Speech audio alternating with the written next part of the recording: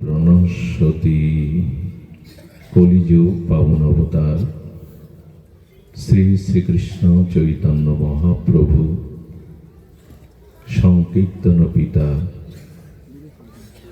নাম প্রেমদাতা শ্রী শ্রী নদিয়া বিহারী শচীনন্দন গৌরহরি পরম পাবন পতিত উদ্ধারণ পতিত তারণ অক্রোধ পরমানন্দ প্রেম চিন্তামণি দাতা শিরোমণি পরম কারণিক দয়াল শ্রী নিতাই চাঁদের মোহন কম্পায় শ্রী শ্রী রাধা মাধবের অহেতুকী করুণায় তৃতীয় দিবসীয় পরম ভাগবতীয় ভক্তিযজ্ঞের অমৃত যজ্ঞে আজ দ্বিতীয় দিবসীয় হরিকথার শুভারম্ভে প্রারম্ভে অস্মদীয় জীবন সর্বস্ব জীবনধন প্রাতঃস্মরণীয় পরম বন্দনীয় শ্রী শ্রীল গুরু মহারাজের রাতুল আতুল পাবন চরণার বৃন্দে পরার্ধ কোটি দণ্ডবাদ প্রণতি।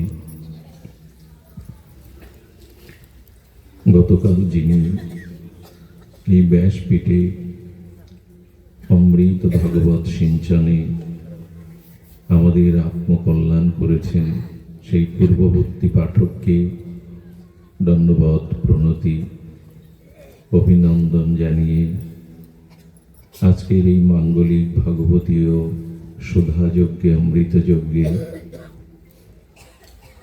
যে সকল সংকীর্তন রসজ্ঞ বিদ্গণ ভগবত আচার্যগণ পরম বৈষ্ণবজন কথাপ্রেমিক মহাপ্রভুর অনুরাগী সাধুজন সুধীজন মান্যজন শ্রদ্ধাশীলা ধর্মশীলা দেবী মূর্তি মাতৃ শক্তি মাতৃগণ সকল ভক্তচরণে সশ্রদ্ধ দণ্ডবত প্রণতি। ধ্যায়ত বিষয়ং পুংসা সংজাত সঞ্জায়িত কামত কামাত ক্রোধই জায়তে ক্রোধাৎ ভবতি সম্মোহ সম্মোহ বুদ্ধিভ্রমসাৎ বুদ্ধিভ্রমসাৎ বুদ্ধিনাশাৎ বুদ্ধিনাশাৎ বিনশ্যতি।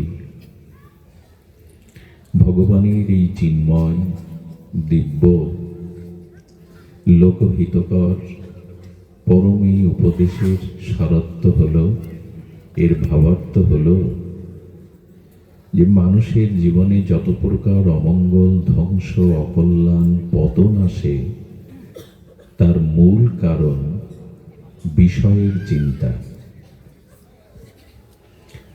ধ্যায়ত বিষয়ং পুংসা, যখনই মানুষ সৎ চিন্তা ভগবত চিন্তা ভগবানের নাম রূপ লীলা মাধুর্য চিন্তা ব্যতীত কোন এই জগতের ভোগ প্রবৃত্তিময় বিষয়ের ধ্যান বা চিন্তা করতে থাকে, তখনই তার অমঙ্গল কল্যাণ পতন শুরু হয়। কথা বলেছেন ভগবান নিজে, ধ্যায়তে বিষয়ং পুংস। এখন আমাদের অনাদিকাল কোটি কোটি অতীত জন্মের আমাদের সংস্কার কুসংস্কারে ভরা পাপময় অপরাধময় ভোগময় আমার মনের মধ্যে এই বিষয় চিন্তায় এসে হাজির হয়। আর এই বিষয় চিন্তার যে বিষময় ফল পরিণতি, সেটা আজ আমরা একটু জানবো, যাতে বিষয় চিন্তা হতে আমরা ভগবত চিন্তা সৎচিন্তা মনকে দিতে পারি। বিষয় চিন্তার বিষময় পরিণতি বা তার ফল আসুন আমরা একটু জানি। দেখুন, বিষয় ভোগের দ্বারা দুঃখের অন্ত হয় না, শেষ হয় না। একটু বলে রাখা প্রয়োজন, বিষয় কি? অর্থ বিত্ত বাড়ি গাড়ি ভূসম্পত্তি না, বিষয় এগুলি না। বিষয় হলো পাঁচটি। একটু ধ্যান দিয়ে শুনবেন। বিষয় কটি বললাম? পাঁচটি। একটা হলো শব্দ, স্পর্শ, রূপ, রস, গন্ধ। এই পাঁচটিকেই বলা হয়েছে বিষয়। শব্দ, স্পর্শ, রূপ, রস, গন্ধ। আচ্ছা, বিষয়, এই পাঁচটিকেই বলা হয় বিষয়। বিষয় শব্দটা এক থেকে একাধিকবার যদি বলেন, ওই শব্দটা কি দাঁড়ায় অর্থ? বিষয়, বিষয়, বিষয়, বিষয় বলতে থাকুন, শব্দটা শেষে আসবে বিষ হয়। আর বিষে তো মানুষের যন্ত্রণা, পতন, মৃত্যু আসে। বিষয় আমাদের তাই আসে। এই জন্য বলছেন বিষয় ভোগের দ্বারা দুঃখের অন্ত হয় না। এই জন্য আমাদেরও দুঃখের শেষ নেই, জরাব্যাধি মৃত্যু আসা যাওয়া ফুরায় না, কারণ আমরা বিষয় ভোগ করছি। আচ্ছা, লক্ষ্য করুন, প্রদীপ জ্বলছে, সেই প্রদীপের শিখায় আগুনের তো একটা রূপ আছে, প্রদীপের শিখার একটা রূপ আছে। অন্ধকারের কীট পতঙ্গগুলো ওই প্রদীপ শিখার রূপে সুখ পাবে বলে ওরা ঝাঁপ দেয়। ওই যে প্রদীপের শিখাতে অন্ধকারের কীট পতঙ্গগুলো ওই আগুনের রূপে, প্রদীপের শিখার রূপে ঝাঁপ দিয়ে সুখ পায় তো। প্রদীপের অগ্নিশিখায় কীট পতঙ্গগুলো এসে পড়ে না, সুখ পাবে বলে। ওই প্রদীপের শিখার একটা রূপ আছে, আগুনের একটা রূপ আছে। অন্ধকারের কীট পতঙ্গগুলো সুখ পাবে বলে ঝাঁপ দেয়। ওরা সুখ পায় তো না পুড়ে মরে পড়ে থাকে? আচ্ছা, কীট পতঙ্গগুলো জানে না যে আগুনের ধর্ম কি, ওখানে গেলে পুড়ে মরতে হবে, জানে না।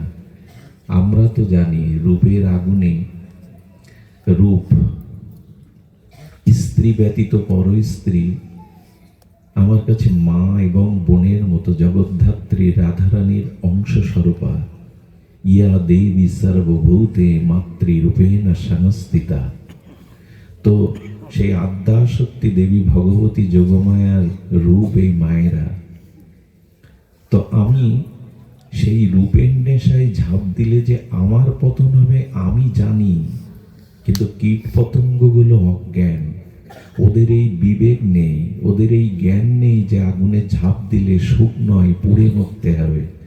ওরা না জেনে ঝাঁপ দেয়, আর আমরা জেনে ঝাঁপ দিই, বিবেক থাকতেও ঝাঁপ দেয়। বিষয়ে কি করে পতন আসে? ওই মৎস্য শিকারী বড়শির আগায় একটা আমিষ চার দিয়ে দেয়। বড়শি বলে তো না, বড়শির আগায় একটা আমিষ চার দিয়ে দেয়, মাংসের টুকরো বা সুগন্ধের কোনো চার দিয়ে দেয়। মাছগুলো আনন্দে খেলতে থাকে। ওরা জানে না যে আমিষ জিহ্বার আস্বাদ্য বস্তুর পিছনে বড়শি আছে, আটকে যেতে হবে, মরতে হবে। ওরা না জেনে মাংসের টুকরোটা, আমিষের টুকরোটা, চারটা গিলতে গিয়ে মরে। কিন্তু আমরা তো জানি নিষিদ্ধ বস্তুগুলো গ্রহণ করলে, আস্বাদন করলে রোগ হবে, এতে বিপদ আসবে, চরিত্রের স্খলন হবে। এটা জেনেও আমরা ওই রসগুলো আহার করি। ওরা না জেনে এই ভুলগুলো করে। আমরা বিবেক থাকতেও, জ্ঞান থাকতেও, বিদ্যা থাকতেও ঝাঁপ দিয়ে আমাদের দুঃখ কে এড়াবে? আগেকার দিনে হরিণ শিকার করতো বনে, কি করে জানেন? কিছু প্রাণী আছে শব্দ, এদের কাছে শব্দ খুব মধুর লাগে। তো জাল পেতে শিকারী বংশীর ধ্বনি করত। বংশীর সুরমূর্ছনায় হরিণ মোহিত হয়ে এসে ঝাঁপ দিত, ওই জালে আটকে যেত, শিকারীর জালে। আমরাও তেমনি আমাদের কানে ভগবত কথা, ভগবত লীলা, সাধু প্রশংসা না শুনে পরনিন্দা, পরচর্চা, কাম কামিনীর কথার শব্দে আটকে যায়। হরিণগুলো জানে না যে এই শব্দের আনন্দে ছুটতে গিয়ে আমি জালে আটকা পড়বো। হরিণ জানে না, কিন্তু মানুষ জানে যে কানে পরনিন্দা, পরচর্চা, রমণীর কথা, বিষয়ের কথা শুনলে মনটা দূষিত হবে, পতন হবে, জেনেও কান বাড়িয়ে শুনতে থাকে। সুধীজন, এই জন্য বলছেন ওরা না জেনে, ওদের বিবেক নাই, ওদের চেতনা নাই। কিন্তু আমাদের তো বিবেক প্রধান, জ্ঞান প্রধান, চেতনা প্রধান। আমরা এমনি করেই বিশ্বের অনন্ত কোটি জীব এই শব্দ স্পর্শ রূপ রসগন্ধে ঝাঁপ দিয়ে মরছি। এই মরণের শেষ নেই, এই জন্ম মৃত্যু জরাব্যাধির শেষ নেই। তাই বললেন, বিষয় ভোগের দ্বারা দুঃখের অন্ত হয় না, দুঃখ বেড়ে যায়। এবার অন্তত ফিরে এসো, এবার অন্তত জানো যে দেখো, এর দ্বারা পতন হবে। ধ্যায়াত বিষয়ং পুংসা, বিষয়ের ধ্যান করলে কেমন বিপদ জানেন? আমাদের লঙ্কেশ অর্থাৎ রাবণ, তিনি ভগবান শিবের চেলা শিষ্য। উনি হাজার হাজার বছর কঠোর তপস্যা করেছেন, উনি বেদজ্ঞ, বেদের ভাষ্য রচনা করেছেন। ওনার ঘরে মন্দোদরীর মতো সতী স্ত্রী, ওনার পুত্র মেঘনাদ পরম বীর, ওনার ভ্রাতা বিভীষণ, উনি বিশ্বশ্রব্য মণির পুত্র, পুলস্ত ঋষির বংশধর। এই রাবণের কানে শূর্পণখা বিষয়ের কথা দিয়ে দিল। দাদা, সেই নররূপী রাম, তার রূপে আমি তাকে বরণ করতে গিয়ে আমার নাক কান কেটে নিয়েছেন লক্ষণ। কিন্তু ওদের দুজনের পুরুষের মাঝে এমন একটি জগৎ মোহিনী সুন্দরী আছে, যার রূপে বন আলো হয়ে আছে। এই যে রাবণের কারণে শূর্পণখার মুখে সীতার রূপের প্রশংসা শুনল, ওই রূপের প্রশংসা চিন্তা করতে করতে রাবণের ভোগ জাগলো সীতাহরণের। চিন্তা করতে পারেন, এত বড় বেদ জানে, বেদের ভাষ্য লিখেছেন, ঋষির মণি ঋষির বংশধর, শিব ঠাকুরের আরাধনা করে তার শিষ্য হয়েছেন। তবু ওই শূর্পণখার মুখে সীতার অপরূপ ভুবনমোহিনী রূপের সৌন্দর্য আটকে গেল, তাতে সীতাহরণে বাধ্য হয়ে পতন হয়ে গেল। এটা বলছি এই কারণে, যখনই আপনার মনে কোনো বিষয়ের চিন্তা আসবে, ভগবত চিন্তা সব চিন্তা ব্যতীত, তখন এই বিষয়ের ধ্যান হতে থাকবে, চিন্তা হতে থাকবে। আর যখন বিষয়ের চিন্তা করতে থাকবেন, ধ্যায়াতে বিষয়ং পুংসা সঞ্জাত সঞ্জায়ত কামা। ভগবান বলছিল, গীতার বাণী তো খুব মার্মিক, যখনই কোনো বিষয়ের চিন্তা করতে থাকবেন, ধ্যান মানে গভীরভাবে চিন্তা করা, বারবার পুনঃ পুনঃ চিন্তা করা। চিন্তা করলে ওই বিষয়টাকে ভোগ করবার পাওয়ার কাম জেগে যাবে, কামনা জেগে যাবে। ওই বিষয়টাকে ভোগ করবার জন্য লালসা জেগে যাবে। কি হবে? বিষয় ধ্যান করলে ওই বিষয় ভাবনাটায় আক্রান্ত হয়ে আপনি ওই বিষয় ভোগের দিকে আপনার চিত্তবৃত্তি বিক্ষেপ হবে। আর যখনই ওই বস্তু ভোগ করার জন্য যাবেন, তখন ওই বস্তুর প্রতি সম্মোহ আসবে, জ্ঞান থাকবে না, চেতনা থাকবে না। আপনার জেনে শুনেও বিষ খাই, চেতনা নাই। জানি যে এই কাজ করলে ভবিষ্যৎ পরিণতি অমঙ্গল, ধ্বংস, তবু করব, কারণ ওই বিষয়ের প্রতি সম্মোহ এসে যায়। জ্ঞান চেতনা কাজ করে না, উপদেশ শাস্ত্র জ্ঞান কাজ করে না। ওই বিষয়ের ধ্যান করতে করতে তাকে পাওয়ার জন্য তীব্র ব্যাকুলতা জাগে, একে বলে কাম। আর এই কামের পথে বাধা হয়ে দাঁড়ালে ক্রোধ এসে দাঁড়ায়। যেটা ভোগ করতে চাইছেন, ওই ভোগের পথে যারা অন্তরায়, যারা বাধা হয়ে দাঁড়ায়, পরিস্থিতি তো অনুকূল না। যা চাইছেন ভোগ করতে তা সহজে পাবেন না, কোনো বাধা এসে দাঁড়াবে।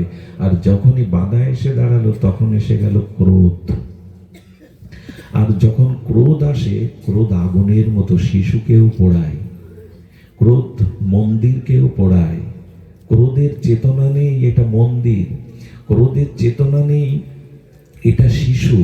আগুনের ধর্ম হলো যাকে পাবে পুড়িয়ে ফেলবে। তেমনি ক্রোধ যখন আসে, তখন মানুষের জীবনে ভয়ঙ্কর রূপে পরিণতি ডেকে আনে। ক্রোধ করে আজ পর্যন্ত কারো কল্যাণ হয়নি। ক্রোধ আগুন, ক্রোধ অনল, সবকিছু পুড়িয়ে ছারখার করে দেয়। আর যখন ক্রোধ আসলো, এই ক্রোধ থেকে আপনার স্মৃতি ভ্রম হয়ে গেল, স্মৃতি ভ্রমর পরে বুদ্ধি নাশ হয়ে গেল। আর বুদ্ধি নাশ হলে আপনার আমার বিনাশ বা পতন হয়ে গেল।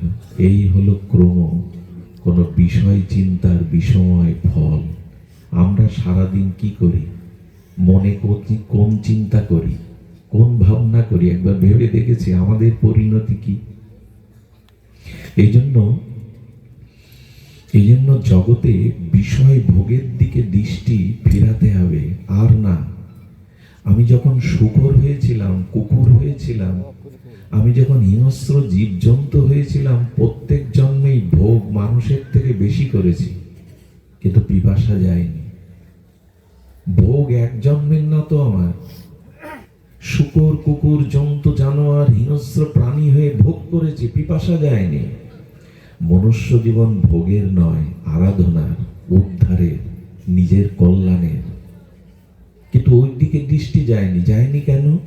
যতদিন সদ্গুরুদেবের কৃপা না হবে, যতদিন সাধু সঙ্গ না হবে, যতদিন কোনো মহতের কৃপা দৃষ্টি আপনার উপরে না পড়বে, ততদিন এই জ্ঞানের উন্মেষ হবে না, এই ঘুম আমাদের ভাঙবে না, এই চেতনা আমাদের জাগবে না।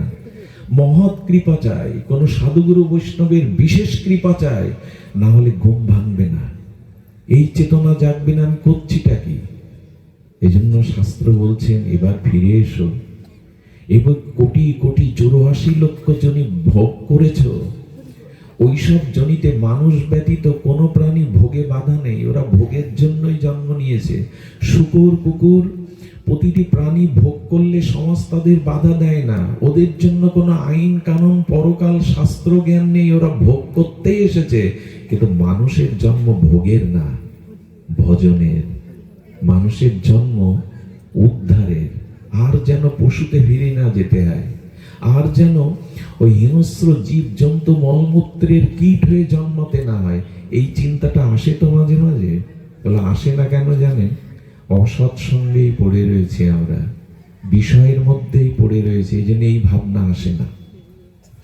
এই জন্য তো হরি কথা, সাধু সঙ্গ, এই জন্যই তো এরা বিবেক জাগিয়ে দেয়, এরা জানিয়ে দেয় তুমি যে পথে চলেছো এই পথ তোমার নয়, এই পথে তোমার ধ্বংস আসবে।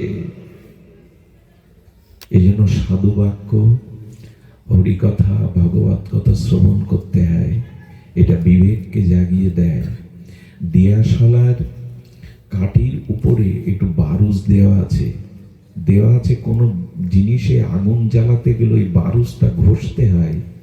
আপনি 100 বছর ওই দিয়াশালার মধ্যে বারুজ রেখে দিলে জ্বলবে না, ঘর্ষণ করতে হবে, ঘষলেই তবে জ্বলবে, না হলে জ্বলবে না।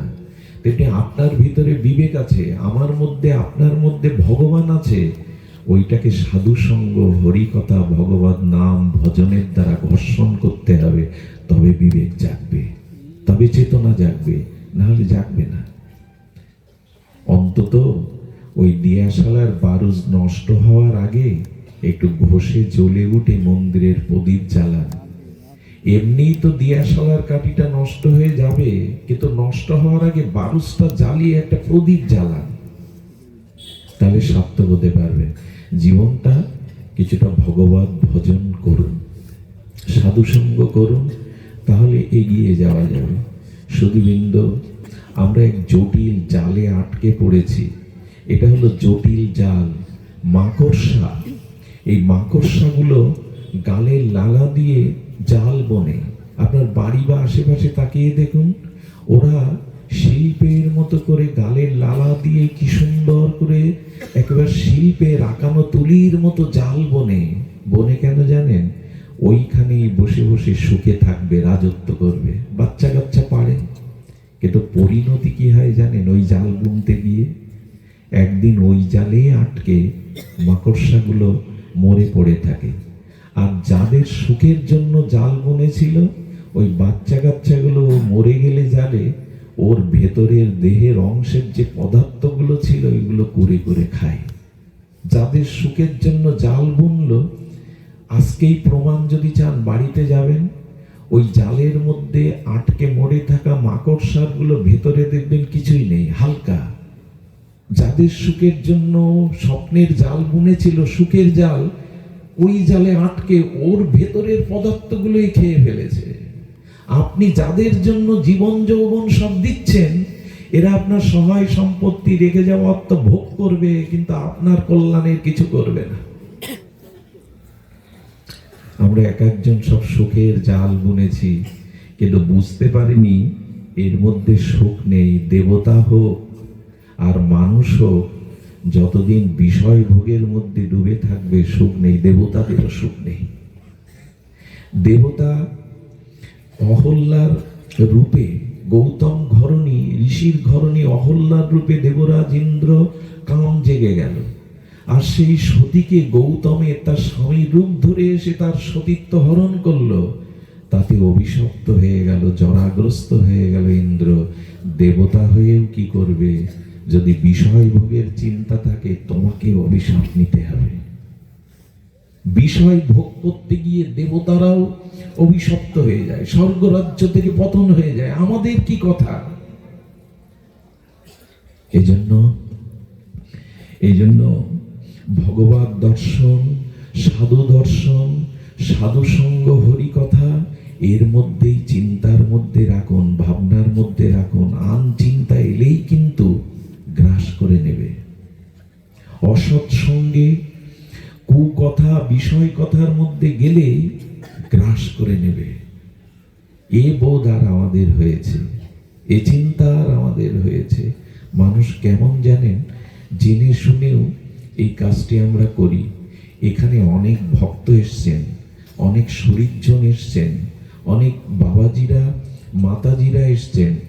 সকলের কাছে নিজে জিজ্ঞাসা করুন তো, সংসারে আজও পর্যন্ত সুখ পেয়েছেন কিনা, চিরসুখী হয়েছেন কিনা? আমি যদি আপনাদের কাছে জিজ্ঞাসা করি, 16 আনা মধ্যে দুঃখ সংসারে কয় আনার, সুখ কয় আনা? 16 আনা ধরলাম, তার মধ্যে দুঃখ কয় আনা আর সুখ কয় আনা? উত্তর কি হবে জানেন? জীবনের 12 আনায় দুঃখ, সুখ বা কোথায়? একটা জিনিস জানেন, সুখ পাওয়ার জন্য ঘর বাঁধি, স্ত্রী পুত্র কন্যা দিয়ে সংসার রচনা করি, একটু সুখ পাবো বলে কত কঠোর পরিশ্রম করি, অর্থ রোজগার করি, এত দৌড়াই সুখের পিছনে, এত চেষ্টা করি, এত অনুসন্ধান করি, সুখ পাই না। অথচ দুঃখ চাই না, ঘরের মধ্যেও দুঃখ আমাকে খুঁজে নেয়। আমি খুঁজে খুঁজে সুখ পাই না, আর দুঃখকে এড়াবো বলে ঘরের মধ্যে থাকলেও দুঃখ আমাকে খুঁজে নেয়। নেয় কিনা? দুঃখ কেউ চায়? দুঃখ আপনাকে খুঁজছে, আপনি সুখ খুঁজছেন, আর দুঃখ কাকে খুঁজছে? এই জন্য এখানে যারা এসেছি, প্রত্যেকের কোনো না কোনো দুঃখে দুঃখী সংসারে, চিরসুখী কেউ না। সুখের আশা করি বটে, দুঃখটাই পেতে হয়। জন্ম, মৃত্যু, জরা, ব্যাধি, কর্মফল, প্রিয়জনের আঘাত, এই দুঃখ নিয়েই তো জীবন গড়া। এত সুখের আশা কেন তোমার? বলো সুখ তো চাই, আনন্দ চাই। এই জন্য তো এই ভাগবত শুনতে হবে, আনন্দ কোথায় ওর সন্ধান জানতে হবে। এই বাংলাদেশের ভূখণ্ডের মধ্যে খনিজ সম্পদ আছে, সবাই খুঁজে পাবে না। সমুদ্রের তলে অনেক খনিজ সম্পদ আছে, ওটা যে কেউ পাবে না। দেখুন, সমুদ্রের এক নাম রত্নাকর। সমুদ্রের গর্ভে অনেক মণিরত্ন, মণিমাণিক আছে, সবাই খুঁজে পাবে না। সবাই দেখতে যায়, লক্ষ লক্ষ মানুষ সমুদ্রের তীরে, ওই কক্সবাজারে, পুরীতে, দীঘাতে বেড়াতে যায়। কেন জানেন? ওই সমুদ্রের ঢেউ এসে কূলে লাগে, বালির চরে বসে সমুদ্রের হাওয়াতে ওই চন্দ্রের কিরণ বা সূর্যের কিরণ লেগে চিকমিক করে, যেন চাঁদির উপর ঢেলে দিয়েছে সমুদ্রের ঢেউয়ের উপরে। দেখতে ভালো লাগে, কিন্তু ওর গভীরে ডুবে মণিরত্ন সবাই পায় না। তেমনি সংসারে আনন্দ আছে, পরম আনন্দ আছে, যে আনন্দের জায়গা দিতে পারবেন না, কিন্তু সেই আনন্দের সন্ধান তো চাই। সমুদ্রের মধ্যে মণিরত্ন আছে, ওই তীরে দাঁড়িয়ে স্ত্রী পুত্র নিয়ে বেড়াতে গিয়ে ঢেউয়ে ভেসে বেড়ালে মণিরত্ন পাওয়া যাবে না, ডুবুরি হয়ে ভেতরে ডুব দিতে হবে। তবে আনন্দ আছে, কোথায় সে আনন্দ? এটা সাধুগুরু বৈষ্ণব যারা জেনেছেন, আনন্দ উপলব্ধি করেছেন, তাদের কাছে যেতে হবে, তারা জানিয়ে দেবে। সুখ ভোগের মধ্যে আনন্দ নাই, এবং আনন্দ আর সুখ এক জিনিস না।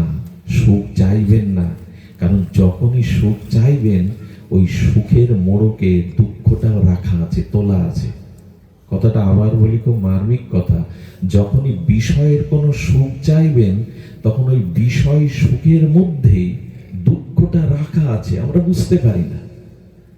আনন্দ চান, কারণ সুখ এবং দুঃখ এই দুটি একসাথে মেশানো। রাস্তা দিয়ে চলতে গিয়ে দেখবেন রাস্তার মোড়টা বামে ঘুরেছে, সামনের মোড়টা আবার ডানে ঘুরেছে। আঁকা বাঁকা রাস্তা না, পথটা কেমন হয়? সোজা হয় সবসময়? আঁকা বাঁকা। তেমন সুখের মোড়ের মাথায় দুঃখ রাখা আছে, আবার দুঃখের মোড়ে এই সুখ দুঃখের তরঙ্গ, এতে ভেসে গেলে হবে না।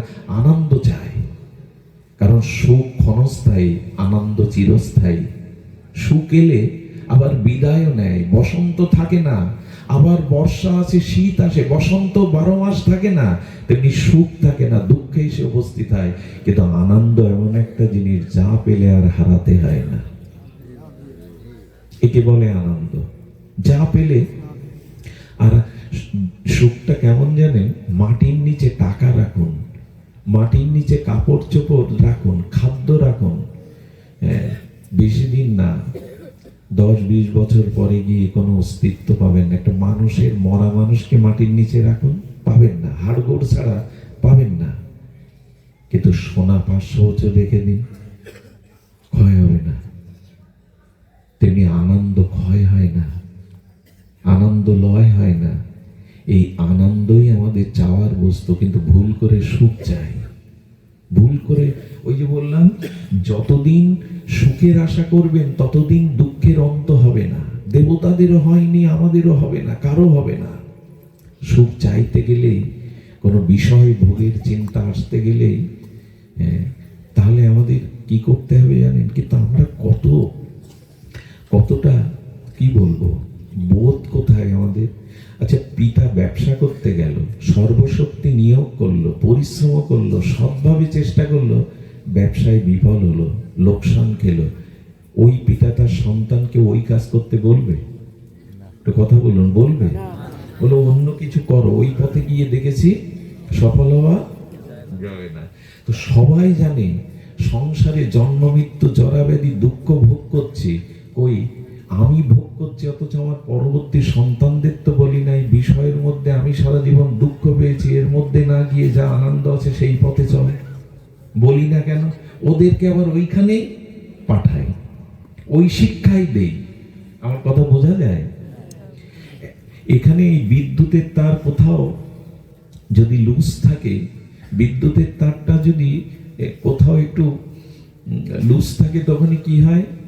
এখানে একজন যেতে গিয়ে পায়ে শর্ট খেয়ে পড়ে গিয়ে আঘাত খেয়ে কেটে গেল। যারা দেখলো এই দৃশ্য, লোকটা ব্যথা পেল, ওইখানে আর কেউ হাত দেবে? পা দেবে?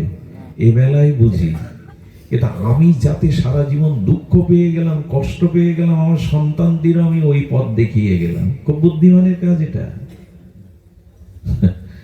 একবারও বললাম না, বাবা এই বাড়ি গাড়ি তৈরি করে, চাকরি বাকরি করে, টাকা রোজগার করে ঠিক শান্তি পাইনি, তুই অন্তত চেষ্টা কর। চোরও চায় তার ছেলে সৎ হোক, চোর চাই না আমার ছেলে আমার মতো চোর হোক, সেও চায়। তা আমরা চাই কি আমাদের ভবিষ্যৎ সন্তানাদি তারা কোন পথে গেলে আনন্দ পাবে, সে পথ তাদের দেখায় তো। বরঞ্চ টেনে ধরি, এখন লেখাপড়া কর, চাকরি বাকরি কর, টাকা পয়সা রোজগার কর, ধর্মকর্ম এখন না, মালা তিলক এখন না, আমরা টেনে ধরি। কোন একটি ছেলে যদি নিরামিষ খেতে শুরু করে, নাম জপ করতে শুরু করে, কাঁচা মেরে ধুতি পরতে শুরু করে, সাধু সঙ্গে যেতে শুরু করে, যদি বারবার বলে আমি নবদ্বীপে যাব, বৃন্দাবনে যাব, আমরা উপাধি দেই ওর 12 বেজে গেছে। সারা জীবন যে সংসার করে সারাৎসার কিছু পায়নি, ওদেরকে আবার ওই পথে নিয়ে যায়। জীবন কি শুধু টাকা রোজগার করে ভোগ করার জন্য? তাতে তুমি যদি শান্তি না পাও, ওদেরকে ওই মন্ত্র দিচ্ছ কেন? ওদেরকে অন্তত বোঝাও যে আনন্দ কোন পথে। ভগবান ভজন ছাড়া আনন্দ নেই, ভগবানের ভজন ব্যতীত আনন্দ নেই। কেন জানেন? ভগবানই আনন্দ, সচ্চিত আনন্দময় ভগবান। ভাগবতে একটি বিশেষ শ্লোকে এসেছে, প্রথমেই সুখদেব গোস্বামী এক বিশেষ শ্লোকের অবতারণা করেছেন সর্ববেদান্ত সার এই অমল পুরাণে। সচ্চিদানন্দ রূপায় বিশ্বৎপত্তাদি হেতবে তাপত্রায় বিনাশায় শ্রীকৃষ্ণ বয়াং নমঃ। প্রথমেই সুখদেব গোস্বামী বললেন গোবিন্দ সচ্চিদ আনন্দময়, ওখানে দুঃখ বলে কিছু নেই। সূর্যে যেমন অন্ধকার নেই, সূর্যতে অন্ধকার যায় না, পৌঁছায় না, তেমন আনন্দ সচ্চিত আনন্দময় ভগবান। সচ্চিদানন্দ রূপায় বিশ্বৎপত্তাদি হেতবে, এই বিশ্বের উৎপত্তির একমাত্র কারণ হলো গতির ভর্তা প্রভু সাক্ষী নিবাস সারানাং শরীর প্রভাব প্রলয়ং স্থানাং নিধানানাম বীজম অব্যয়ম। ভগবানই গতি, ভগবানই ভর্তা, ভগবানই আনন্দ স্বরূপ। এই জগতের সৃষ্টি স্থিতি প্রলয়ের একমাত্র উৎপত্তির কারণ ভগবান। আর এই ভগবানের ভজন করলে, এই ভগবানের নাম রূপ লীলা ধ্যান করলে, চিন্তা করলে, কীর্তন করলে তাপত্রায় বিনাশায়, জগতে যে আদি দৈবিক, আদি ভৌতিক, আদি আত্মিক যে ত্রিতাপ যন্ত্রণা, এই তাপ দূরীভূত হয় সচ্চিদানন্দ ভগবানের ভজনে, তার গুণকীর্তনে, তার ধ্যানে, তার চিন্তনে। আর শ্রীকৃষ্ণ বয়ং নমঃ, সেই আনন্দময় মাধুর্যময় সচ্চিদানন্দ ভগবানকে আমরা প্রণাম করি, অর্থাৎ তার চরণে নিজেকে নত করি। তাপত্রায় বিনাশায়, ভগবত ভজনে ছাড়া তাপ যাবে না, যন্ত্রণা যাবে না। এ কি বুঝলাম যে ভজন ছাড়া আনন্দ পাবো না? কারণ আনন্দ একমাত্র ভগবত ভজনের মধ্যেই আছে। এ বুঝবার জন্য বিশেষ কৃপা দরকার। এমনি এমনি বোঝা যাবে না, বই পড়ে জ্ঞান অর্জন করলেও হবে না, আপনি ডাক্তার মাস্টার ইঞ্জিনিয়ার হলেও হবে না, আপনাকে সাধু কৃপা নিতে হবে। একটা জিনিস বলি, আনন্দ পাওয়ার আপনারা প্রত্যেকেই অধিকারী। এটা খুব মার্মিক কথা। কথাটি যদি ধ্যান দেন, কোটিপতি সবাই চেষ্টা করলেও সারা জীবন হতে পারবেন না। এই গ্রামে সবাই পারবে চেষ্টা করে কোটিপতি হতে? 10 তলা বাড়ি করতে সবাই পারবে? চেষ্টা করলেও পারবে না। কিন্তু ভগবানকে পাওয়ার চেষ্টা করলে সবাই পেতে পারে। এই রাস্তাটা খোলা, এই রাস্তাটা খোলা। কোটিপতি হতে পারবেন না সবাই, ভগবান পাওয়ার জন্য রাস্তাটা খোলা। কেন খোলা জানেন? কেন খোলা জানেন? শুনুন, আপনারা আমায় নিমন্ত্রণ করেছেন, আজ মধ্যাহ্নে আপনাকে 2টি অন্ন পেতে হবে, শাকন্ন। সেই নিমন্ত্রণ করার পরে আবার আমাকে ডাকতে গেছেন, আহ্বান করে গৃহে নিয়ে আসলেন, বরণ করে নিলেন, এরপরে উপযুক্ত আসন পেতে দিলেন, আবার পাত্রে সুপেয় জল দিলেন। সেই আসনে বসার পরে কি আমার ভাবা উচিত যে আমায় খেতে দেবে না? এর ভাবা উচিত? কথা বলুন, ঘুম আসছে অনেকের, ঘুমায় না। উচিত। আমাকে 2টো শাকন্ন দেবে বলেই তো নিমন্ত্রণ জানিয়েছে নাকি? আর নিমন্ত্রণ করে আহ্বান করে ডেকে এনেছেন বলে 2 মুঠো দেবেন বলে তো। আর সেই আহারের প্রস্তুতির জন্য তো আসন জলটা দিয়েছেন। এখন এই ভাবাটা অপরাধ সে আমাকে খেতে দেবে কিনা। গোবিন্দ বলছেন, তোমাকে আনন্দ দেব বলে, আমি তোমার হব বলে এই অনন্ত কোটি বিশ্ব ব্রহ্মাণ্ডে তোমাকে দুর্লভ মনুষ্য জন্ম দিয়েছি। সেই জন্ম দিয়ে ডেকে এনেছে এই পৃথিবীতে। জন্ম আমাদের ইচ্ছায় হয়নি। যদি মনে করেন বাবা মা আমাকে জন্ম দিয়েছেন, ভুল। অনেকেই তো দম্পতি আছেন, সন্তান চাইলে হয় সবার? কথা বলুন, বিয়ে করেছে, সন্তানের মুখে মা ডাক শুনতে চায়, সবাই কি পায়? তো কেন? স্বামী স্ত্রী আছেন, সন্তান নাই কেন? বলে জন্মটা বাবা মার হাতে না। কারণ কি জানেন?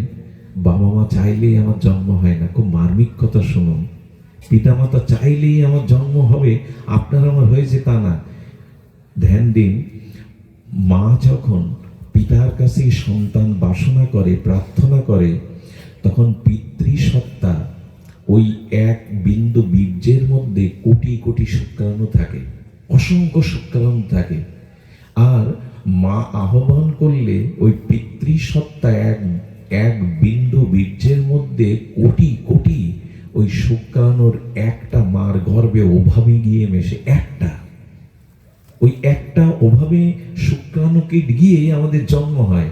কিন্তু আর যে কোটি কোটি তাদের কি হয়, বলো তারা নির্জীব হয়ে ওখানে মরে যায়। যেগুলো মরে যায় তার মধ্যে তো আমি থাকতে পারতাম। যে শুক্রাণুগুলো মরে গেল, নির্জীব হয়ে গেল, ওর মধ্যে তো আমি থাকতে পারতাম। যেটা মার গর্ভে প্রবেশ করলো ওটা ভগবানের ইচ্ছায় প্রবেশ করেছে আমাকে জন্ম দেবে বলে। জন্ম রহস্যটা জানলে ভগবানকে না ভালোবেসে পারবেন না। এবং গর্ভেই তো অনেক সন্তান মারা যায়, তাই না? 5 মাসে মারা যায়। ভগবান চাননি ওকে জগতে আনতে। একবার ভেবে দেখুন তো, জন্মটা আপনার আমার ইচ্ছায় হয় না। কারণ পিতামাতা রক্ত মাংসের পিণ্ড দেহটা দিতে পারে, আত্মা দিতে পারে পিতামাতা? একটু কথা বলুন, পারে কি?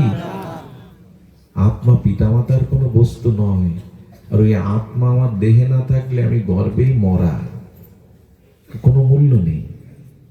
পচা গলা এই প্রপঞ্চময় শরীরে আত্মা ভগবান দেয়, পিতামাতা দেয় না।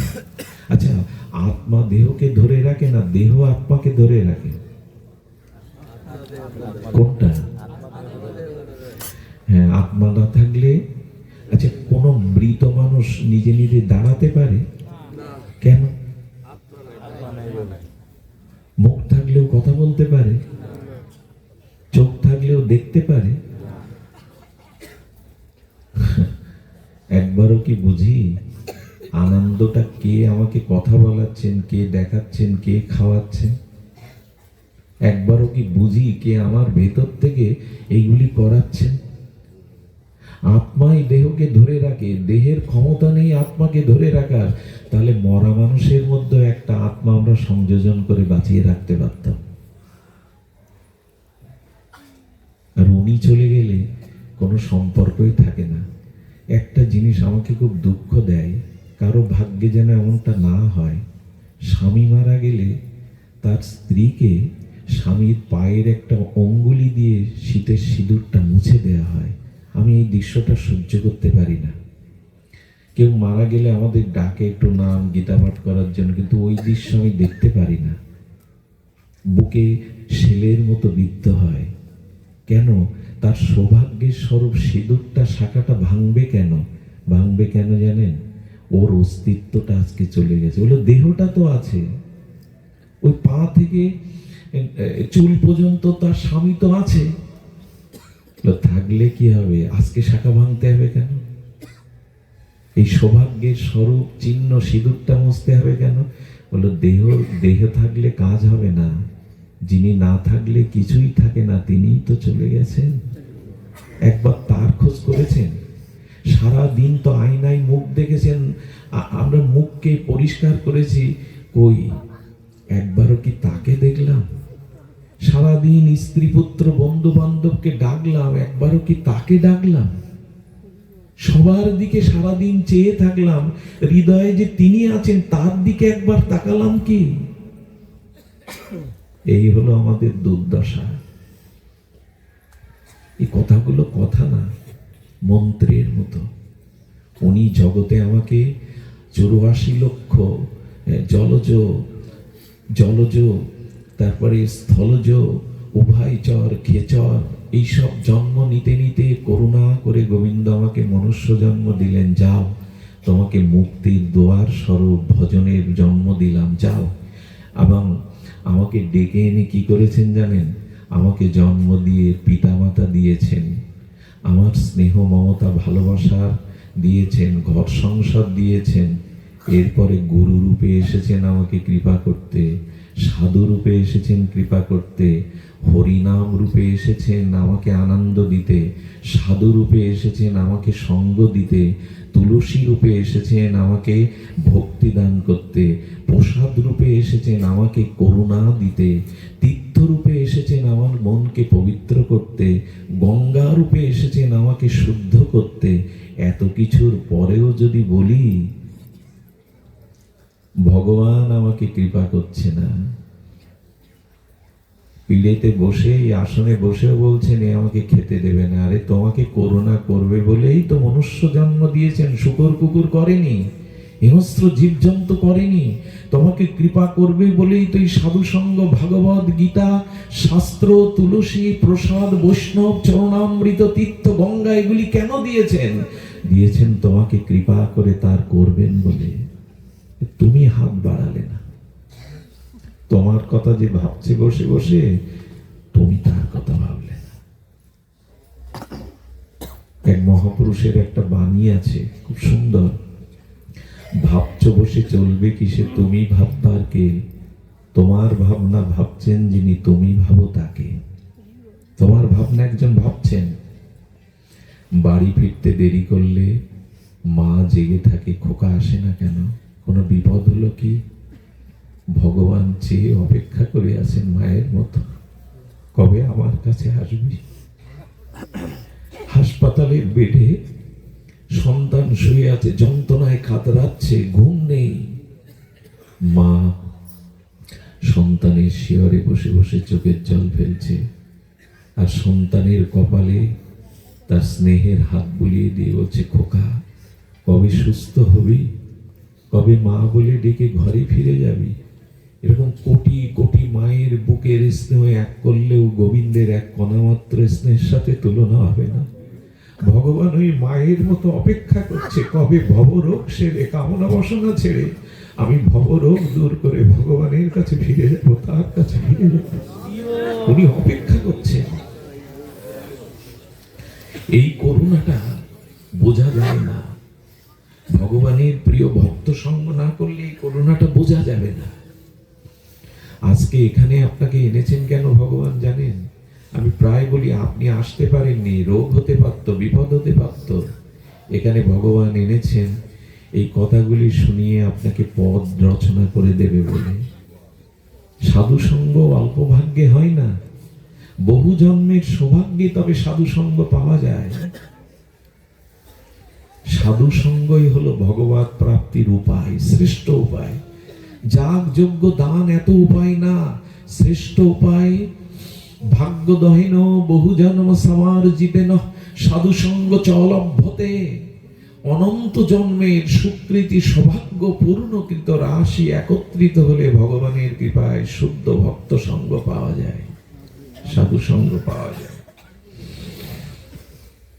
এই জন্য কোটিপতি সবাই হতে চাইলেও পারবেন না, কিন্তু ভগবান পেতে চাইলে সবাই পেতে পারেন। ওই দরজা খোলা।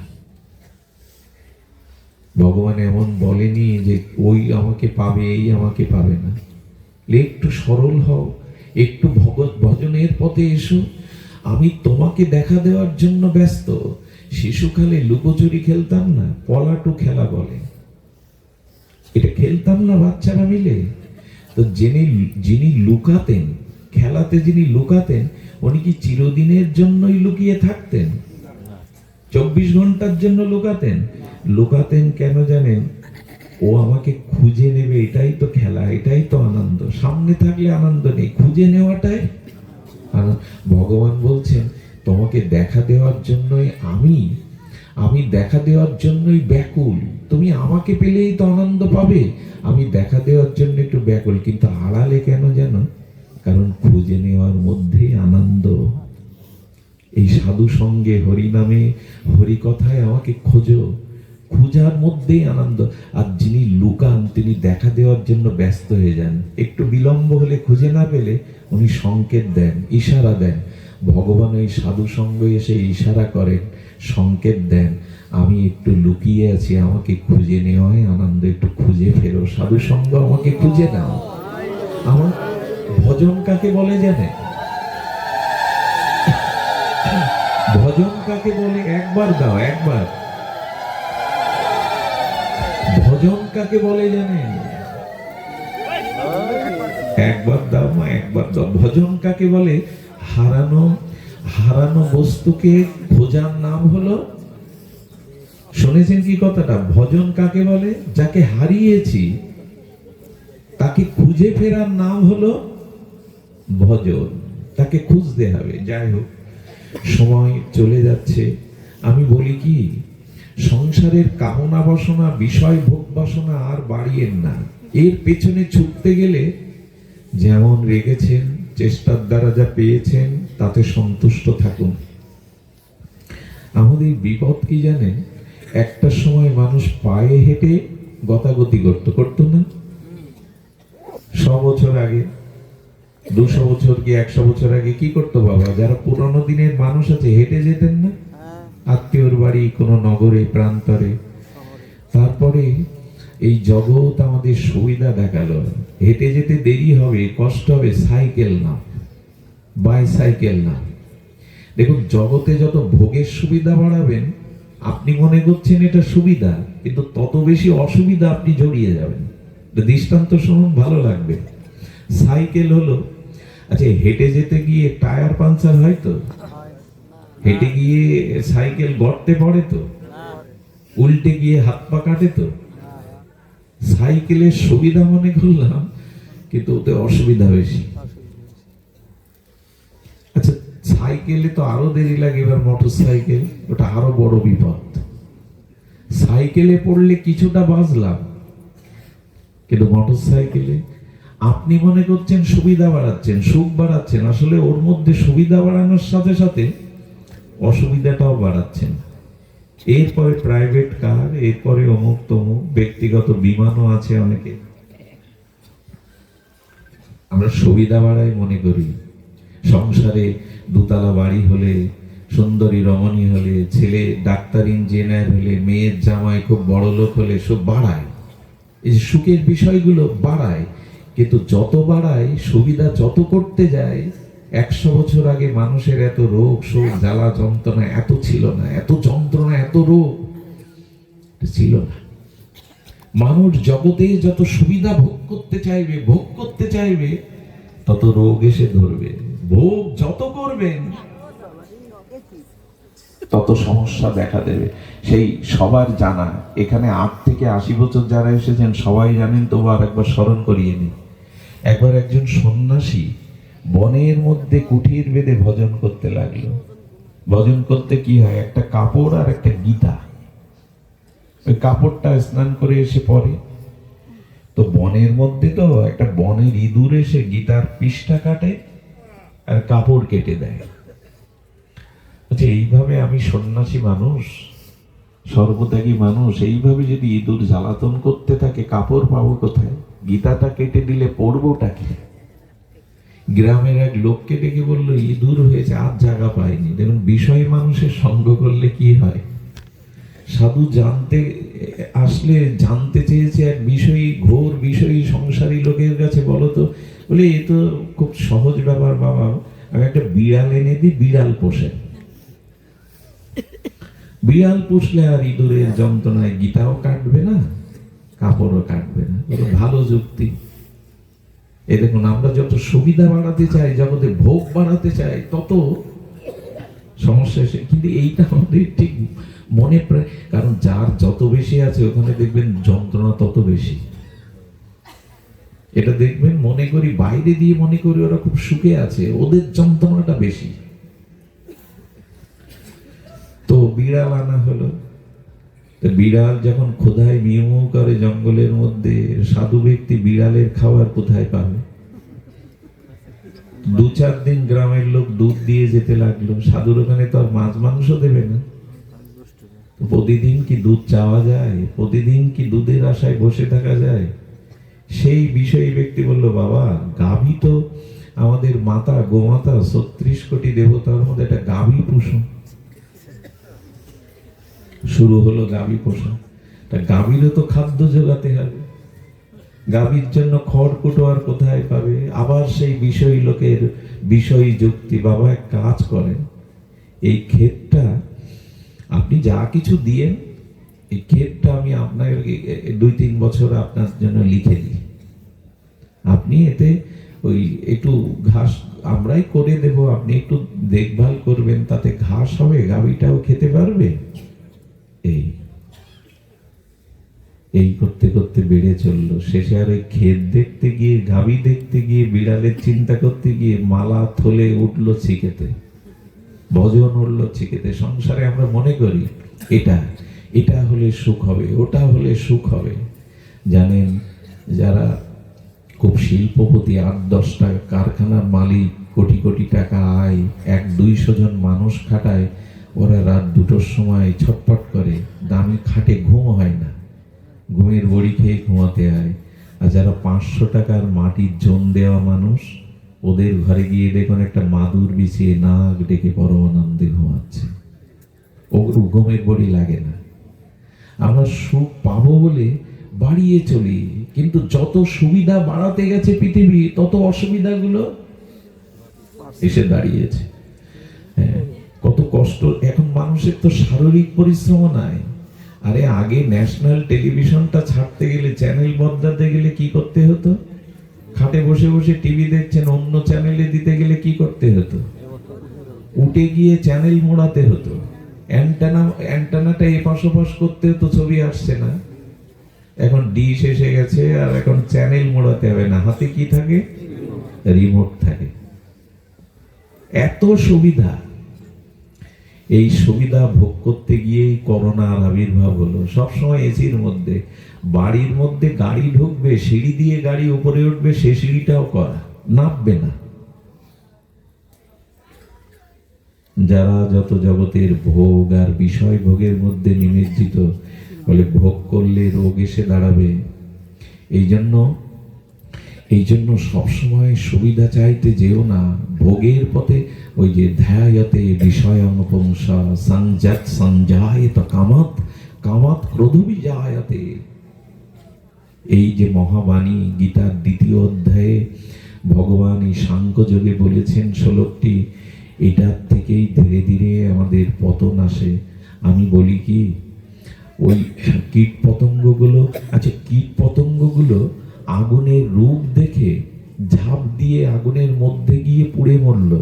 আচ্ছা আগুনটা জ্বলছে, তার একটু দূরে যদি ওই আগুনের শিখাতে আলোতেও ঘুরতো, পুড়ে মরত কি? কিন্তু আগুনের ভেতরে গেল। তো যেটুকু পেয়েছো, যেটুকু ভোগ হয়েছে, ওইটুকুতেই সন্তুষ্ট থাকো, আরো ভেতরে যেতে যেও না। কি হয় দেখবেন, আগুনের পাশে সব পোকাগুলো প্রদীপের আলোতে পুড়ে মরে থাকে না। যারা একটু দূরে ঘোরাঘুরি করে, একটু আলো আগুন থেকে কিছুটা দূরত্বে ঘোরাফেরা করে, ওরা পুড়ে মরে না। এই জন্য ভোগ যেটুকু হয়েছে, যা পেয়েছে, ওতে সন্তুষ্ট থাকো, বাড়াতে যেও না। স্ত্রী রূপে যাকে পেয়েছো তাকে নিয়ে সন্তুষ্ট থাকো, ওইটা তোমার প্রাপ্য। যাকে পেয়েছো ওটা তোমার প্রাপ্য। ভোগ বাড়াতে যেও না, বিষয় বাড়াতে যেও না। আর যদি আগুনে জ্বলতে থাকো, তবে এক কাজ করো, শীতল জলে ডুব দাও। যদি সংসারে জ্বালামালা জ্বলতে থাকো, এই সাধু সঙ্গ হরিকথার সরোবরে এসে ডুব দাও। এখানে ডুব দাও, এইখানেই জ্বালা নিভে যাবে।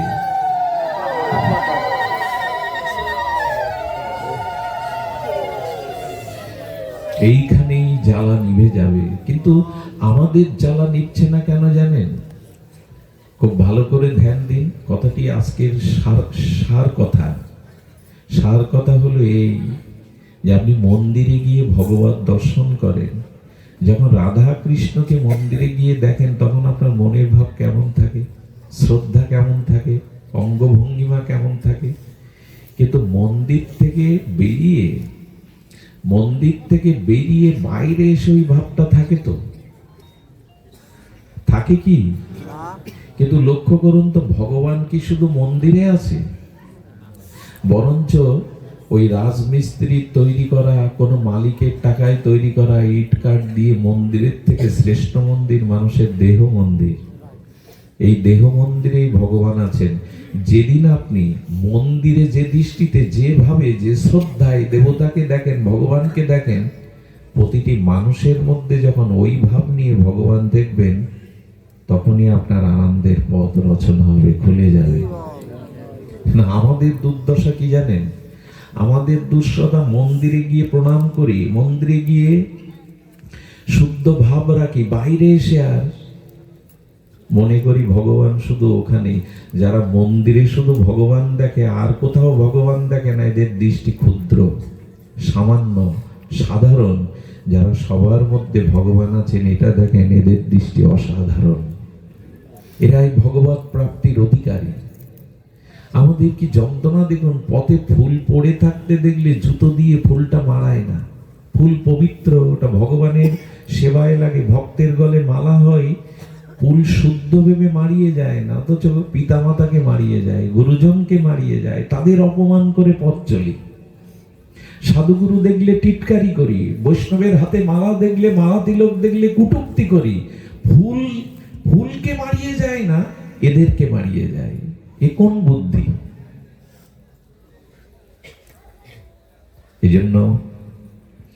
এজন্য আমাদের দৃষ্টিটা উদার করতে হবে।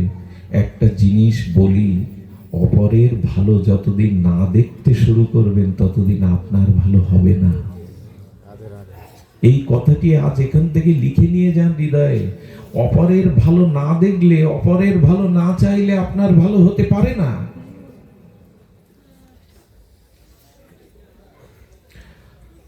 অপরের মঙ্গল চিন্তায় নিজ মঙ্গলের প্রসূতি।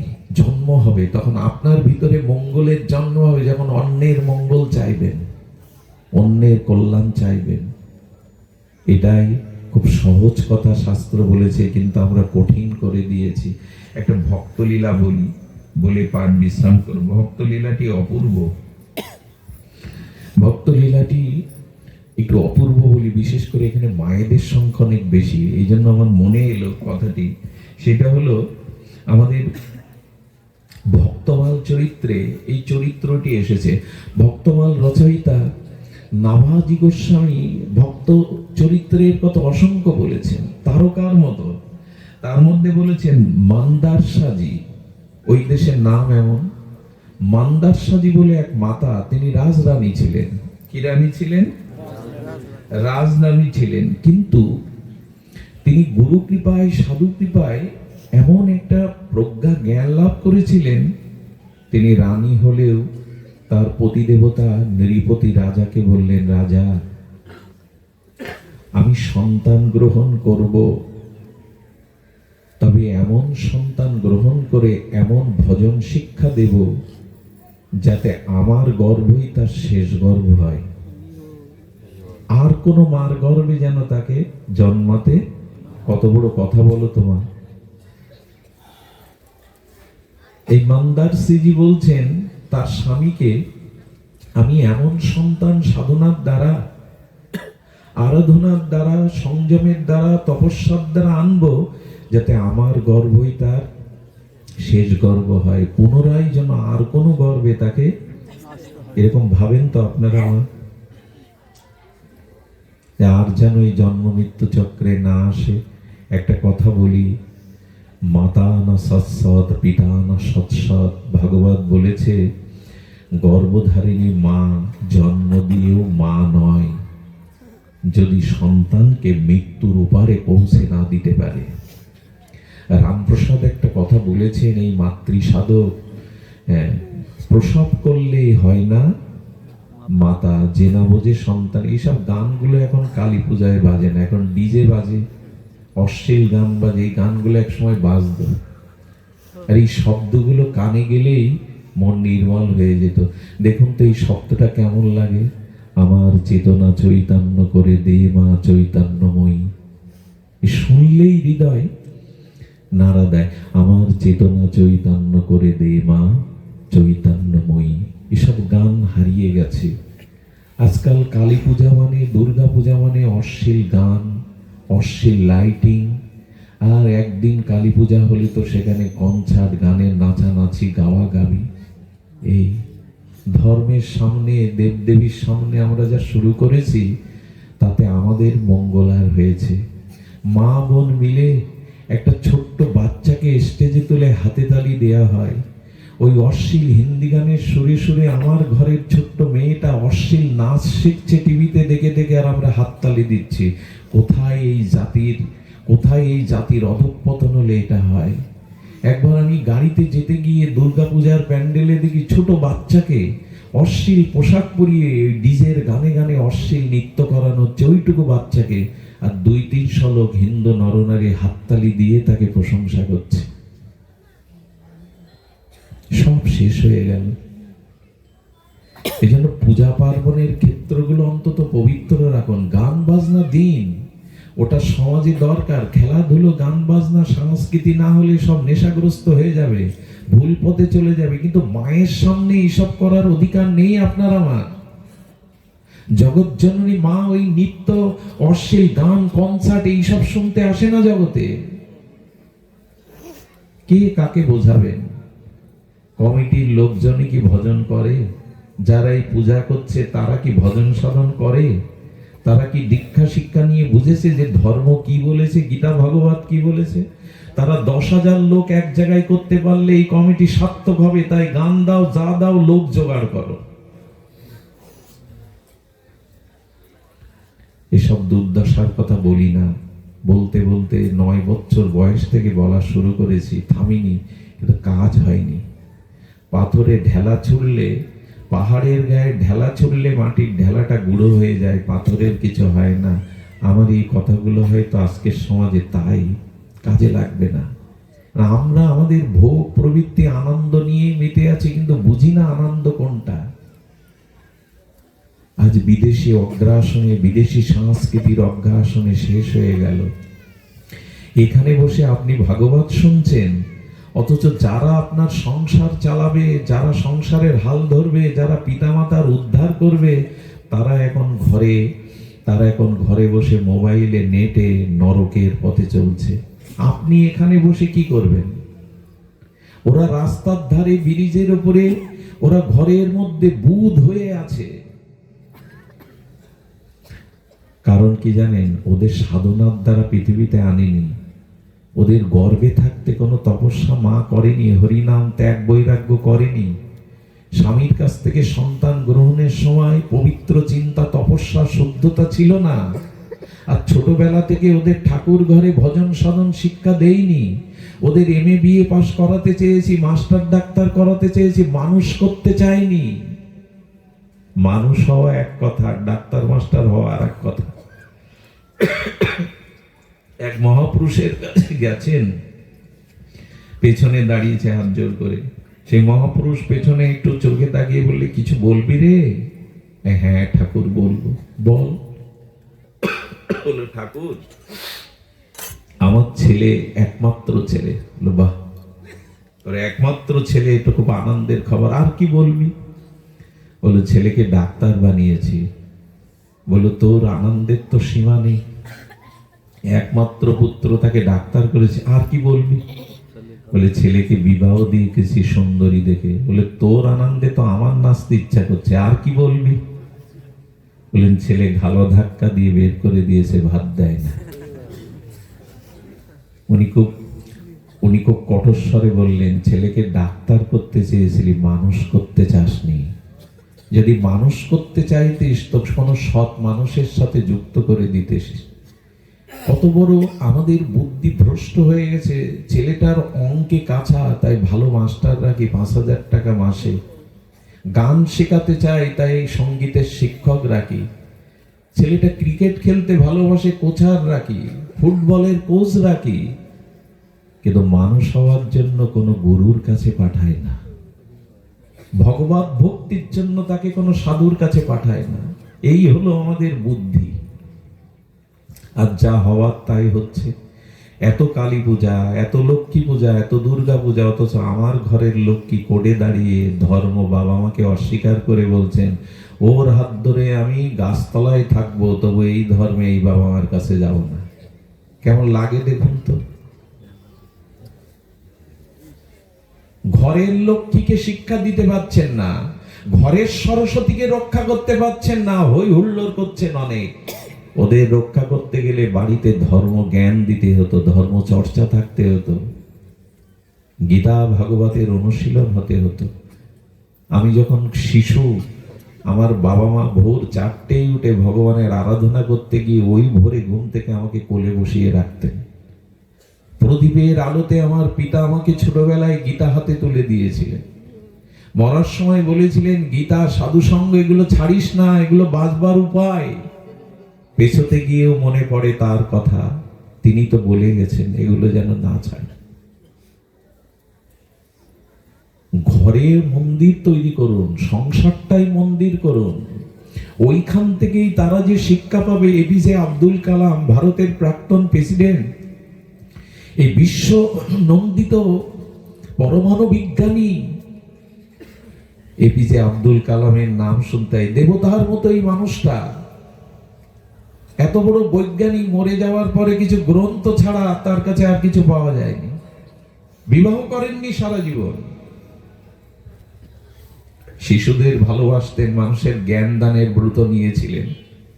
ইনি বলে গেছিলেন পৃথিবীতে 100টা বিদ্যালয়ের থেকে 1000 ভালো শিক্ষকের থেকে আরো বেশি শিক্ষক, বেশি বড় বিদ্যালয় নিজের মা। মা কাকে বলে জানেন? সন্তানকে মেপে দেয়, যে কেমন হবে, যে মেপে দেয় তাকে বলে মা। সব নষ্ট হয়ে গেছে। সন্তানটা এর ওর মাংস ছিঁড়ে নেয়, চোখ ছিঁড়ে নেয়, এর ওর চুল ধরে টানে খেলতে গিয়ে। মায়ের শান্তি নেই, লোকের কাছে, পাড়া প্রতিবেশীর কাছে কষ্ট শুনতে হয়। কেন জানেন? গর্ভাবস্থায় যে মা টেলিভিশন দেখে, ওই যে মারামারি সিনগুলো দেখে, হিন্দি ছবিগুলো দেখে, ওই সন্তানটা ওই স্বভাব পেয়েছে। কাকে বোঝাবেন যে সাধনা ছাড়া, তপস্যা ছাড়া সুসন্তান হয় না?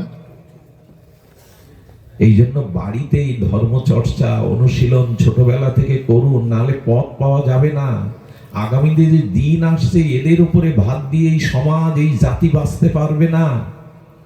এদেরকে গড়ে তুলুন। আমাকে একজন খুব মরমী জ্ঞানী ব্যক্তি বলেন, মঙ্গল, তুমি যেভাবে ছুটছো এর মধ্যেই অসুস্থ হয়ে গেছো, কবে মরে পড়ে থাকবে। কাউকে গড়ে যেতে পারছো তো? তোমার জায়গায় বসে এরকম দুটো কথা বলবে? কোথায় তারা?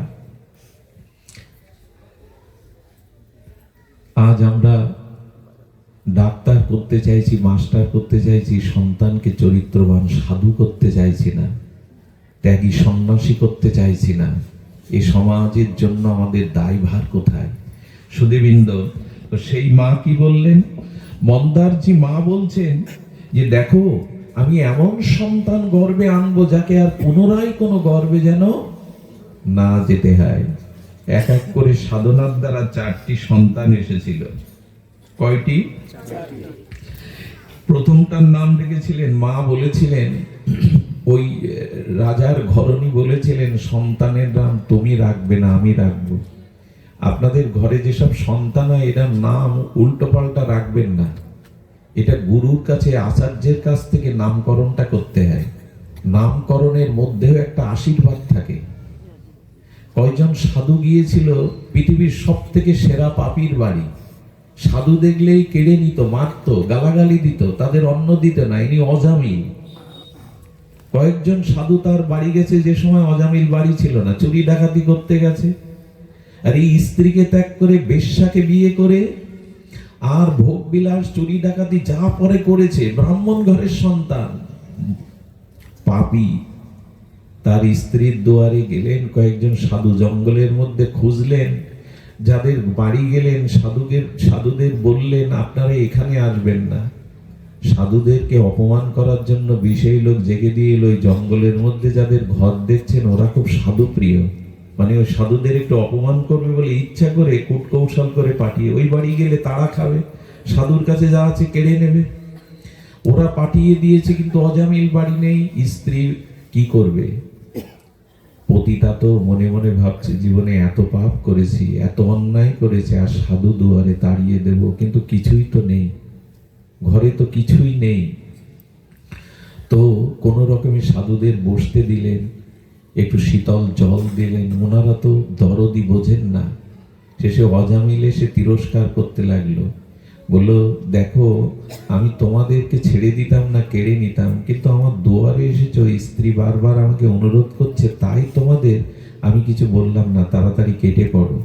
ওই জল পান করে সাধুরা বলল, ঘরে যখন এলাম একটু শীতল জল যখন তার স্ত্রীর কাছ থেকে পেলাম, সাধু কাকে বলে দেখুন, এরকম অপমানের পরেও বলছেন এদের তো একটা মঙ্গল করে যেতে হবে, একটা আশীর্বাদ দিয়ে যেতে হবে। সাধু কাকে বলে? যারা অপরের কল্যাণের জন্য নিজের জীবন যৌবন বিলিয়ে দিয়েছে। বললো মা তুমি গর্ভবতী, তা আমরা একটা অনুরোধ করে যাই, আশীর্বাদ করে যাই, ওই ছেলেটা জন্ম নিলে ওর নাম রেখো নারায়ণ। আর এই নারায়ণ বলাতেই মৃত্যুর সময় যমদূতটাও ফিরে গিয়ে বিষ্ণুদূত বাঁচিয়ে দিয়েছিল অজামিলকে। আর এই মহিমা যে অজামিল কাশীতে ভজন করে প্রেম লাভ করে বৈকুণ্ঠগতি হয়ে গেছিল একটা নামের কারণে। এই জন্য সন্তানাদির নাম আজ আমরা উপন্যাসের পাতা থেকে নাটক, চলচ্চিত্র, সিরিয়াল থেকে রাখতে শুরু করেছি। নাম রাখাটা সংস্কার। স্ত্রী বললেন, নাম তুমি রাখবে না, আমি রাখবো। প্রথম পুত্রের নাম রাখলেন বিক্রান্ত, দ্বিতীয় সুবাহু। এই নামগুলো ভাগবতে অধ্যায় এসেছে, এই আমাদের ভক্তভাব চরিত্রে। আর তৃতীয় রাখলেন শত্রুমর্দন। আর চতুর্থ সন্তানের যেটা নাম রেখেছিলেন অলোক। আলোক বলা হয়, ওখানে আছে আলোক। ওই দেশের নাম এমন। 4 সন্তানের নাম রাখলেন। গর্বে হরিনাম ত্যাগ তপস্যা করতে করতে তাদের যখন 2 বছর বয়স হলো, তখন মা বিছানায় বসিয়ে তাদের হরিনাম হরিকথা শোনাতেন। এই দেখুন হরিকথা, অনেকেই বলে কি ওরা কি বোঝে হরিকথা? আচ্ছা, ঔষধ যখন আপনি খান, কি কি উপাদান দিয়ে ওষুধ তৈরি, এটা কি আপনি জানেন? জানেন কি? জানেন না। ডাক্তার বলে দিয়েছেন এই রোগের এই ঔষধ। ওইটা না জেনে যখন আপনি ঔষধটা খান, ওর ক্রিয়া করে কিনা, গিয়ে ভেতরে গিয়ে রোগ সারায় কিনা, খুব কি জানা দরকার ওষুধের মধ্যে কি কি উপাদান দিয়ে ওষুধ তৈরি। ঠিক তেমনি ছোট ছোট বাচ্চাকে মা বুকে করে কৃষ্ণ লীলা শোনায়, ভগবানের লীলা শোনায়। যদি বলে ওরা কি বোঝে, বলে ওইটা ঔষধের মতো, বুঝুক আর না বুঝুক, কান দিয়ে ভেতরে গেলেই ওদের ভক্তি হবে। এই শব্দগুলোর মধ্যে এমন শক্তি আছে। কবিরাজ কৃষ্ণ গোস্বামী চৈতন্য চরিতামৃতে একটি পয়ার দিয়েছেন, বুঝে বা না বুঝে কেহ, শুনিতে শুনিতে সেহ, কি অদ্ভুত চৈতন্য চরিত। হ্যাঁ, শুনিলে বড় হিত হবে। কৃষ্ণে উপজয়ে প্রীতি, বুঝিবে সে রসের রীতি, শুনিলেই হয় বড় হিত। বুঝে বা না বুঝে কেহ, এই যে ভাগবত শব্দগুলি, হরি কথাগুলো কেউ না বুঝলে অর্থসহ ও ভেতরে গিয়ে ওর কাজ করবে। তাই শিশু সন্তানকে গোবিন্দ কথা, লীলা কথা শোনাতে হয়। ওই কোলের মধ্যে স্তনপান করাতে গিয়ে যদি মা নামের সহিত দুধটা পান করায়, হরে কৃষ্ণ মহামন্ত্র বা হরি হরি বলতে বলতে পান করে, দুধটা দুধ হয় না, প্রসাদ হয়ে যায়। এসবগুলো ঠাকুমা দিদিমা ওদের বোঝানো হতো না, ওরা এটা বুঝেছিল। ওরা এত সাধুসঙ্গ, এত শাস্ত্রপাঠ কীর্তনে না গেলেও ওরা বুঝতো আমার আচরণের প্রভাব পড়বে। আমরা এখন বুঝেই গেছি। আর আমরা এখন বুঝি বেশি নিতে চাই না। যে ভরা পাত্রে জল আনতে গেলে নিতে পারবেন, যে পাত্র ভরা তাতে কিছু দিতে গেলে কি হবে? উপচে পড়ে। আমি কম বুঝি, ওই ঠান্ডায় বসে বসে কে কোথা থেকে বকবক করছে তাই শুনতে হবে আমাকে। আমি কম বুঝি, আমি লেখাপড়া কম জানি, আমার জ্ঞান কম আছে, আমার বিবেক কম আছে। এই ভরা পাত্রে নেবে কি তুমি? পাত্রই যদি ভরা থাকে তো দিতে গেলে উপচে পড়ে যাবে। এইসব যুক্তি তর্ক কুতর্ক রেখে সরল হন। আর জীবনে ওদেরকে এই পথ দিতে শুরু করুন। ওই 4 সন্তানকে বসিয়ে ওই বয়সেই তাদের বলতো, তোমার নাম বিক্রান্ত না, তোমার নাম সুবাহু না, তোমার নাম আলোক না, তোমাদের কোনো নাম নেই। এই দেহ তোমরা নাও, এই রক্ত মাংসের দেহ তোমরা নাও, তোমরা স্বরূপ, তোমরা আত্মা, তোমরা ভগবানের দাস। 2 বছরে সন্তানদেরকে এই জ্ঞান দিচ্ছেন। তোমরা দেহ নও, তোমরা এই রক্ত মাংসের পিণ্ড নও, তোমরা গোবিন্দের দাস, তোমরা গৌরের দাস, তোমরা ভগবানের দাস।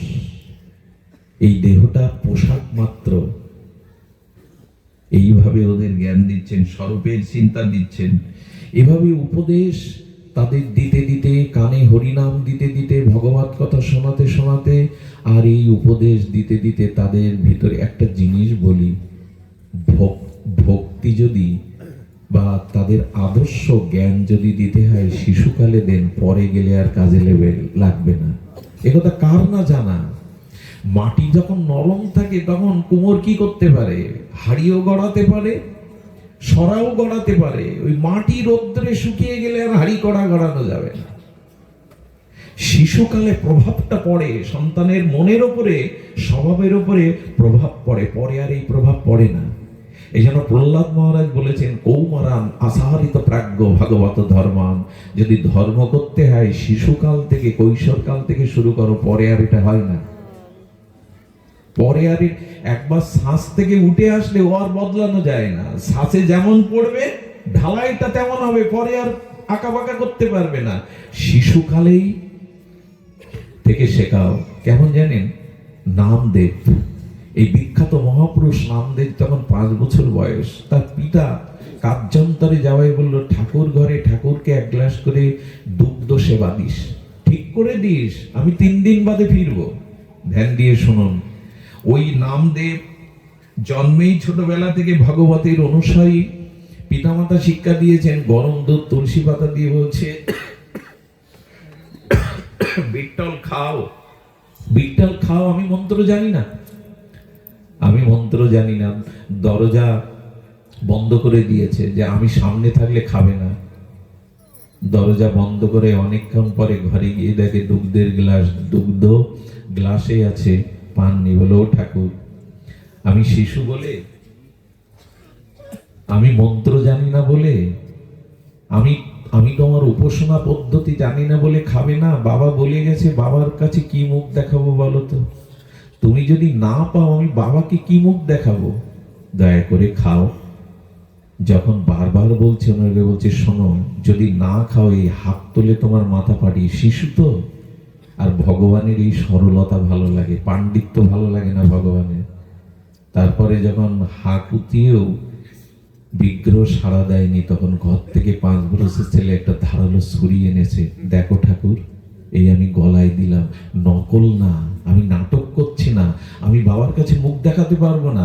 গলায় যেই ছুরি সত্যি সত্যি টানবে, ভগবান প্রকট হয়ে হাত জড়িয়ে ধরেছে নামদেবের। ওরে মরবি কেন রে? এত দেরি করে এলে? আমি বলছিলাম তোমার কানে যায়নি, আমি বাবাকে কি বলবো বলো তো? এক হাতে ছুরি ধরেছেন আর এক হাত দিয়ে ডকডক করে তার গরম দুধ খেলেন। বলেন, কাউকে বলিস না। শিশু মনে যা কিছু ওদের সংস্কার দেবেন, ওটাই ওদের ভবিষ্যৎ জীবনের ভিত হয়ে যাবে। পরে আর হয় না, পরে হয় না। মাটিটা শক্ত হয়ে গেলে কুমোর আর মনের মতো গড়তে পারে না, নরম থাকতে হয়। আমরা ধর্মকর্ম মানে মনে করি বুড়ো বয়সের বিষয়। হিন্দু ধর্মের মানুষ তো অন্তত তাই মনে করে, আগে ভোগ শোক করে নাও। সন্তানদের কি শিক্ষা দিই জানো? 3টে শিক্ষা। হ্যাঁ, লেখাপড়া শিখে চাকরি বাকরি করে টাকা রোজগার করো, ভালো মন্দ খাও আর মরো। আমরা শিক্ষা দেই কি? লেখাপড়া শেখো, টাকা রোজগার করো, ভালো মন্দ খেয়ে মরো। এই হলো আমাদের শিক্ষা। আমরা বাঁচবার শিক্ষা ওদের দেই না। টাকা রোজগার করলেই কি জীবন শান্তি হয়? পরকালে শান্তি পাওয়া যায়? হ্যাঁ, চাকরি বাকরি করুক, টাকা পয়সা রোজগার করুক, কিন্তু জগতের ধন সাথে যাবে না। খই আর খুচরো পয়সা চিতার উপরে ছড়ালে, মৃত ব্যক্তির উপরে ছড়াতে ছড়াতে গেলেই উদ্ধার হবে না। ওই পয়সায় যাওয়া যাবে না ভগবানের কাছে। খই ছড়ায় আপনাদের দিকে? খুচরো পয়সার খই দেয়, মরাকে শ্মশানে যাওয়ার সময় পেছনে একজন এরকম ছড়ায়, ওতে ওতে উদ্ধার হওয়া যাবে না। সাধন ভজনের দ্বারা উদ্ধার হতে হবে। এই জন্য শিক্ষা কি দেই না? লেখাপড়া শিখে টাকা রোজগার করো, ভালো মন্দ খাও, বেড়াও ছাড়াও আর মরো। কিন্তু এই মা কি শিক্ষা দিচ্ছেন? ভোগ নয়, ত্যাগেই শান্তি। তোমরা রক্ত মাংসের মানুষ নও, পিণ্ড নও, তোমরা ভগবানের চিৎকন অংশ। মাময়ী বংশ জীবলোক জীবভূত সনাতন। সত্যিই তোমরা অমৃতের পুত্র, সত্যিই আমরা ভগবানের অংশ। আমরা এই রক্ত মাংসের দেহে আমাদের পরিচয় নয়। সুধীজন, এই জন্য মা তখন বললেন। আর তারা যখন কিশোর বয়সে, তখন কি করলেন জানেন? চলে যা বাবা, বনে গিয়ে তপস্যা কর। শিশু বয়সেই মা তাদের পাঠিয়ে দিল আশ্রমে মনির কাছে। ওরা পিতামাতাকে প্রণাম করে চলে গেল। চতুর্থ সন্তান আলোককে রাজা বলল, দেখো এর নাম আমি রাখবো, তুমি না। আর তোমার কাছে আমার বিশেষ অনুরোধ, 3 সন্তানকে তুমি সাধু সন্ন্যাসী করে পাঠিয়েছো, কিন্তু এই রাজ পরিবার পরম্পরা রক্ষার জন্য ওকে আমি বিষয় শিক্ষা দিয়ে এই রাজত্বে বসাবো। স্ত্রী আর আপত্তি করতে পারলেন না। তাকে যখন রাজা করলেন, এর যখন 50 পুড়ে গেল, তখন রাজা রানী এই সন্তানের উপর রাজ্যভার দিয়ে তপবনে গিয়ে তপস্যা করলে। একটা বিশেষ অনুরোধ করি আপনাদের কাছে, যারা 50 পেরিয়ে গেছে, যাদের সন্তানাদি একটু হাল ধরতে শিখেছে, দয়া করে আর সংসার নিয়ে মাতামাতি করেন না। এইবার নিজের উদ্ধারের, নিজের কল্যাণের পথে চলুন। সন্ন্যাস নিতে বলছি না আপনাকে, তীর্থে যেতে বলছি না, কিন্তু ঘরের খবরদারি, ঘরের নজরদারি বাদ দিয়ে, ঘরের কে কি করলো, কে কি বললো, সংসারী না হয়ে বসে বসে জপ করতে থাকুন, সৎগ্রন্থ পড়তে থাকুন, সাধু সঙ্গে যেতে থাকুন। কিন্তু আমাদের দুর্দশা কি জানেন, যত বুড়ো বুড়ি হয়, কিছু মনে করবেন না, তত বেশি সংসারী হয়, তত বেশি সংসারী হয়। এক মা আমার কাছে কাঁদে আর বলে, বাবা শাশুড়ি মনের মতো না। কেন? বলে, আপনার ছেলে যদি আমার কাছে কোনো প্যাকেটে এনে কিছু দেয়, 10 বার জিজ্ঞাসা করে, বৌমা থলেতে কি আনলো খোকা? এটা খুব দরকার এখন বলা। ওই দিকে আপনার দৃষ্টি কেন? এইবার ছাড়ুন, একদিন তো ছাড়তে হবে, এইবার ছাড়ুন। এই জন্য একটু ছেলে মেয়ে বড় হলে আমাদের 4টে আশ্রম জানেন তো, ব্রহ্মচর্য, গারস্থ, বানপ্রস্থ, সন্ন্যাস। 50 পেরিয়ে গেল মানে ডাক আসছে আপনার ভগবানের, এবার প্রস্তুত নিন, এবার গুছিয়ে নিন। আমরা তখন আবার বেশি পাতাই গোছানোর বদলে। ডাক আসে, চুল পাকে কানের পাশে, আমরা চুল কালি করি। ভগবানের ডাক আর নোটিশ বলি, আমি কম চালাক, তুমি আমার চুল পাকা করছো, ডাক দিচ্ছ, কিন্তু আমি রাজি নই, আমি চুল কালি করবো 80 টাকা দিয়ে। চোখে দেখতে পাই না কি আছে, শঙ্কর নেত্রালয়ে ব্যাঙ্গালোরে গিয়ে চোখ দেখিয়ে পাওয়ার নেব, কিন্তু ডাক যে আসছে, ভগবান যে বলছে চলে আসবার কথা, প্রস্তুতি নেই। এই জন্য রাজা রানী চলে গেলেন, ওই আলোককে রেখে চলে গেলেন। আলোক রাজত্ব করতে লাগলো, আলোক রাজত্ব করতে লাগলো। ওরা বনে গিয়ে, আমি গল্প শোনাতে আসেনি, এই 4-5 ঘন্টার পথ পেরিয়ে আপনাদের এই শীতের রাত্রে গল্প শোনাচ্ছি না, এটা ভক্তমাল চরিত্রে আপনারা দেখে নেবেন। মান্দার সাজির এই চরিত্র বড় বিরল। আর এইভাবে বছরের পর বছর তপস্যা করতে করতে একদিন ওই রাজা রানী পিতামাতা জঙ্গলের মধ্যে গাছতলায় তপস্যায় রত তারা, কিন্তু 3 জন যুবক এলো। যুবক এসে তাদের প্রদক্ষিণ করে প্রণাম করছে। এই মান্দার সাজি মাতাজি জিজ্ঞাসা করছে, তোমরা কোন গুরুদেবের শিষ্য? ভক্তরা জাগতিক পরিচয় জিজ্ঞাসা করে না। যেমন আমি যদি আপনাকে দেখি কি বলি, ভালো আছেন? আপনি কি বলেন? ভালো আছি বা ভালো যাচ্ছে, এরকম সব মিথ্যা কথা, কেউ ভালো নেই। জিজ্ঞাসা করা উচিত কি ছিল জানেন? যেটা সাধুরা জিজ্ঞাসা করে, ভালো আছো, কেমন আছো। এইগুলো ঠিক আমাদের বৈদিক সনাতন সভ্যতায় ছিল না। হ্যাঁ, নমস্কার দিতে পারেন, নমস্তে দিতে পারেন, বৈষ্ণব হলে জয় রাধে দিতে পারেন, সৎসঙ্গী হলে জয় গুরু দিতে পারেন, মহাপ্রভুর ভক্ত হলে জয় মহাপ্রভু কি জয় নিতাই দিতে পারেন। এগুলো ভগবানের নামটাও হয়, অন্যকেও শোনানো হয়, এটা আমাদের রীতি।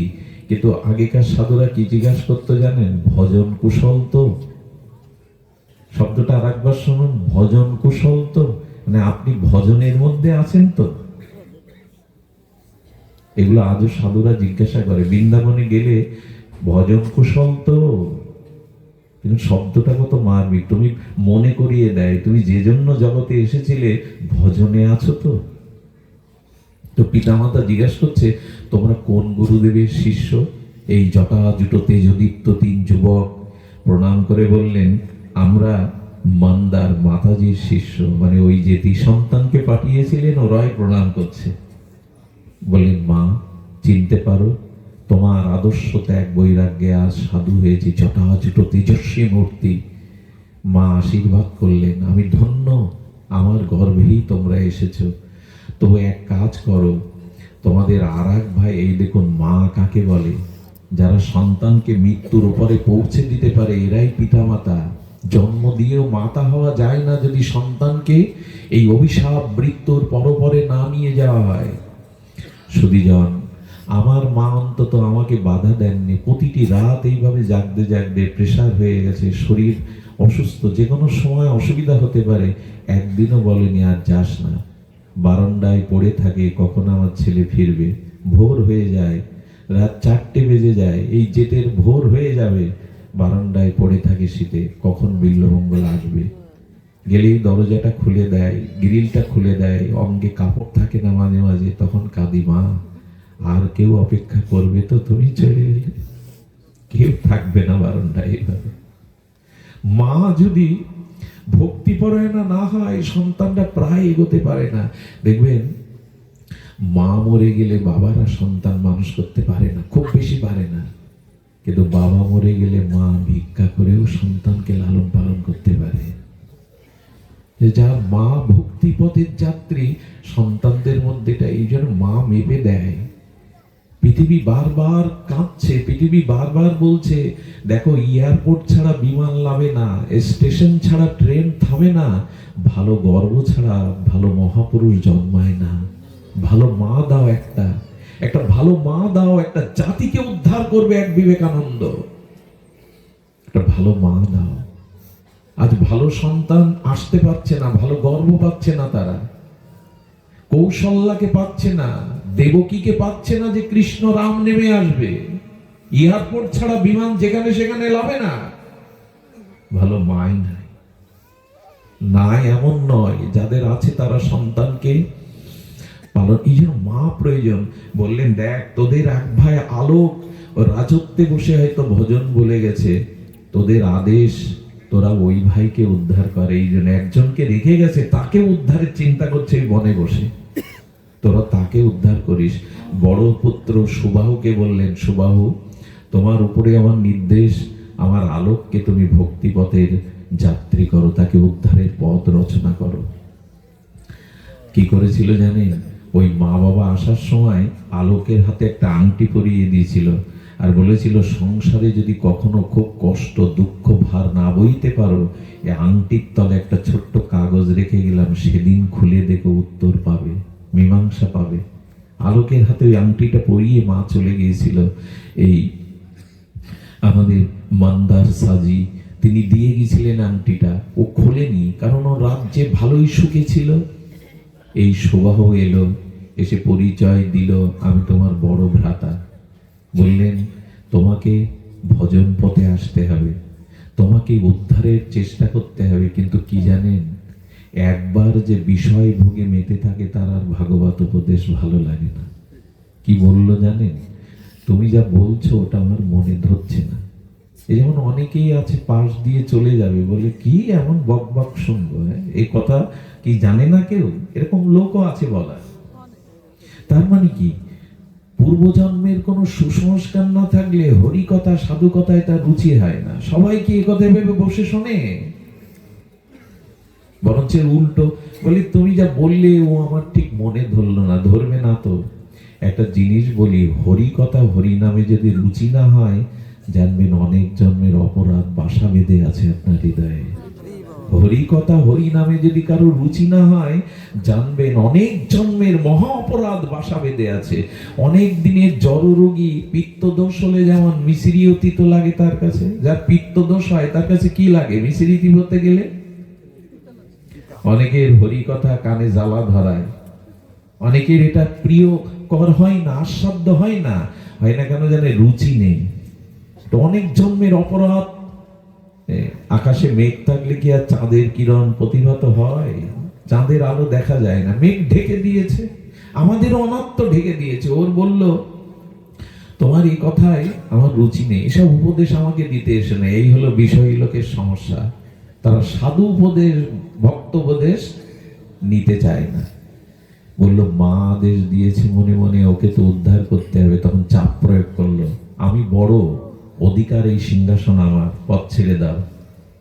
দেখুন তার মঙ্গলের জন্য, মার আদেশ রক্ষার জন্য কি করছে? বলল তুমি লাঠি হাতে করে বনে বনে ঘোরো, আর আমি রাজ সিংহাসনে, তোমাকে মেরে ফেলতে তাড়িয়ে দিতে আমার 2 সৈন্যই যথেষ্ট, তুমি সিংহাসন দখল করবে? ও বা কম যাবে কেন? ওই যে বিষয়ের মধ্যে রেখে গেছে, ওই বিষয় ওকে আটকে রেখেছে। বড় ভাইকে অপমান করবো যে তুমি লাঠি হাতে ঘন্টা হাতে আমাকে কি তাড়াবে? আমার 2জন সৈন্যই যথেষ্ট তোমাকে শেষ করে তাড়িয়ে দিতে। চলে যাও, ভালো চাও তো। বলেছেন মা ওর কল্যাণ চেয়েছে, করতেই হবে। উনি কাশিতে চলে গেলেন। কাশী নরেশ কাশীর রাজাকে বললেন, উদ্দেশ্য ওর রাজ্য কেড়ে নেওয়া নয়, আপনি আমাকে সহযোগিতা করুন। ওকে একটু ভয় দেখালে, আপনি সৈন্য সামন্তের একটু হুমকি দিলে ও রাজ্য ছেড়ে দিয়ে ভজনে যাবে, আপনি একটু কৃপা করুন।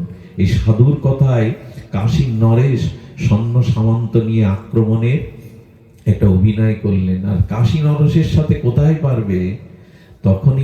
তখনই কি করলো জানেন?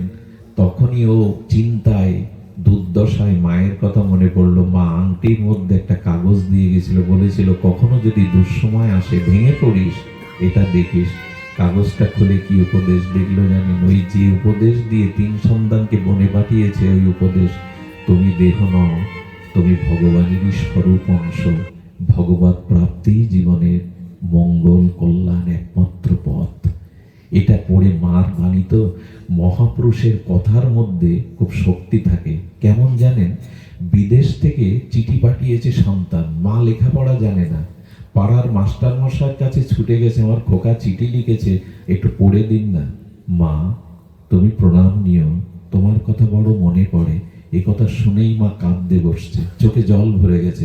আচ্ছা, যে পড়ছে তার চোখে জল আসছে তো? কারণ কি? যে পড়ছে তার চোখে জল নেই, যে শুনছে। কারণ মায়ের নারীর সাথে সন্তানের যোগ আছে, মাস্টারের নেই। তেমন যে যাকে ভালোবাসে, মহাপুরুষ সাধুদের কথার মধ্যে একটা শক্তি থাকে। ভালোবাসার মানুষ যদি চিঠি দেয়, চিঠিটা 10 বার পড়ে, বুকের মধ্যে টেনে নেয়, ওর মধ্যে ভালোবাসা মেশানো আছে। কথা বোঝা যায় কি? এই জন্য সাধুদের কথার মধ্যে একটা শক্তি আছে। অন্য কেউ বললে এতটা ক্রিয়া করবে না, সবাই তার কথা শুনবে না। তো ওই বাণীটা, মার আশীর্বাদ, ওটা পড়েই মনে পড়লো, না আমি এবার ছেড়ে দেব। আমি মা বলে গেছেন, এই ঝামেলায় নয়। সঙ্গে সঙ্গে উনি সিদ্ধান্ত নিলেন, বড়দাকে ডেকে বললেন, দাদা ভুল হয়েছে, ক্ষমা করুন, আমিও সাধনার পথে চললাম। উত্তরাধিকার একজনকে দিয়ে 4 জন বনে গেল, মার সামনে প্রণাম করে তপস্যা করে তারা ভগবত গতি প্রাপ্ত হলো। মাও তাদের সাথে সাথে ভগবানের গতি পেলেন। এটা যদি হয়, এই নাম সংসার, এই হলো মুক্তির পথ, এই হলো আনন্দের পথ। আজ এইটুকুই, আপনাদের মঙ্গল কামনা করে প্রণাম জানিয়ে এখানে এই ভগবত বিশ্রাম শ্রী গুরু প্রেমানন্দে হরি।